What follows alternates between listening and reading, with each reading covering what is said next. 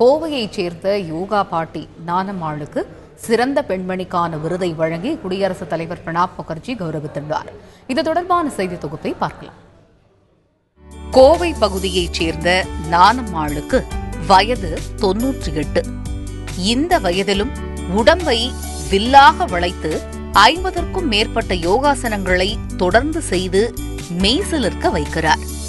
பிறந்த வீட்டில் பயின்ற கலையை புகுந்த வீட்டிற்கு சீதனமாக எடுத்து வந்த நானம்மாள் தனது கணவர், மகள், மகன், பேரன், கொள்ளு பேரன்கள் அனைவருக்கும் யோகா பயிற்சி அளித்துள்ளார்.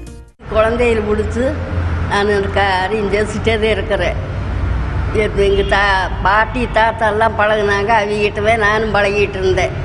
அப்புறம் உப்பும் அப்படித்தான் ஸ்கூல் மக்களுக்கு யாருக்கு வந்த மக்களுக்கு நான் சும்மா தான் சொல்லிக் கொடுக்குறேன். பல்வேறு நாடுகளுக்கு சென்று யோகாவில் சர்வதேச அளவில் தங்க பதக்கங்களும் சாம்பியன்ஷிப் கோப்பைகளும் நானம்மாள் வாங்கி வந்துள்ளார். சிறுவயது முதலே யோகா செய்து வருவதால் தனது பிள்ளைகள் முதல் கொள்ளு பேரன்கள் வரை யாரும் மருத்துவமனை பக்கம் எட்டி கூட பார்த்ததில்லை என கூறுகிறார். எல்லா மக்களும் யோகா தான் செய்யறாங்க. என்ற பேத்தி பேரனும் கொள்ளு பேத்தி முதலாவது யோகா தான் ஜெயிச்சிட்டு இருக்கிறோம். ஒன்னும் ஆஸ்பத்திரி வாசப்படி முதிக்கல என்ற உள்ள ஊட்டியாட்டு என்ற பேர் பேராட்டு நாங்க ஒன்னும் ஆஸ்பத்திரி போகல. யோகா கலையில் கோலோச்சி நிற்கும் நானம்மாளுக்கு சிறந்த பெண்மணிக்கான சக்தி புரஸ்கார் விருதை வழங்கி குடியரசுத் தலைவர் பிரணாப் முகர்ஜி கௌரவித்துள்ளார்.